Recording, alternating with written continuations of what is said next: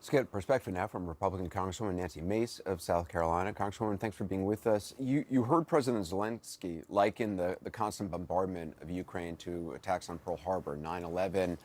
I'm wondering what you thought about his speech to Congress and what your thoughts were on it. Well, I will tell you, Anderson, that there was not a dry eye in the House this morning, in particular when President Zelensky showed the reel of the murders that were happening to women and children on the hands of Vladimir Putin and the Russian forces that have invaded Ukraine and are committing atrocious war crimes and human rights abuses. It was devastating to watch this morning, and to see the courage from President Zelensky. He is a worldwide hero, and to hear him talk about the courage of the Ukrainian people who are fighting for freedom and fighting for democracy, the same things that the American people I oftentimes take for granted here at home, but they're fighting for the same freedoms and democracy that we have here, and it was heart-wrenching to watch and hear his words today.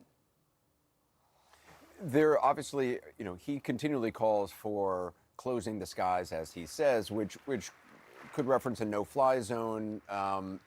Also, obviously, he is very concerned about Russian artillery, which continues to pound, at times, residential buildings.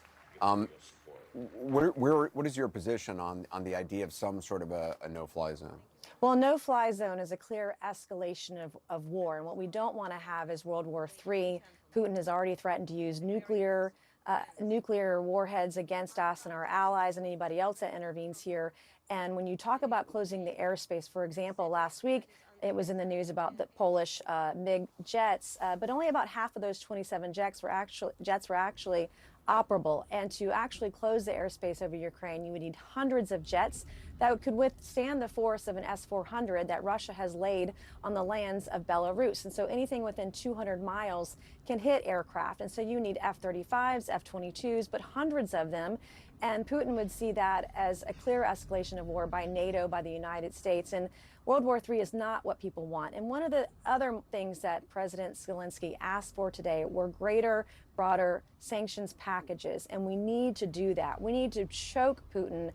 We need to choke the economy that he has so he can't fund the continuation of this invasion of Ukraine, and that he should not be doing deals with China or anyone else. We need to make sure that that does not happen. But the aid that we voted on last week, the aid that President Biden is sending them today, continuing to give them defense equipment, including the S-300, so they can have an air defense system against what Russia is doing. These are all steps in the right direction, and I know it cannot happen fast enough, but it's happening about as fast as it can right now.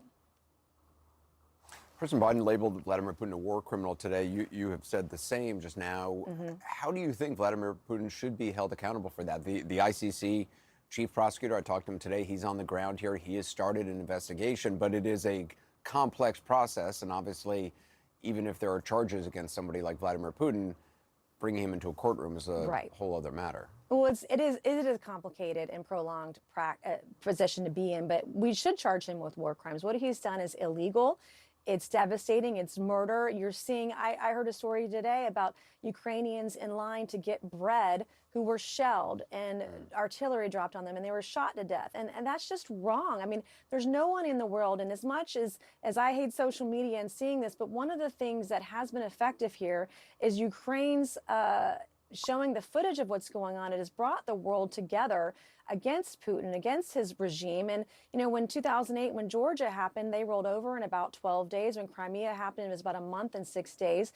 But what social media has done is the entire world has seen these atrocities, these war crimes unfold in real time on Twitter and TikTok. And it has brought the world together to move faster, more effectively, to help the Ukrainian people fight for their freedom, for their democracy, and for their country.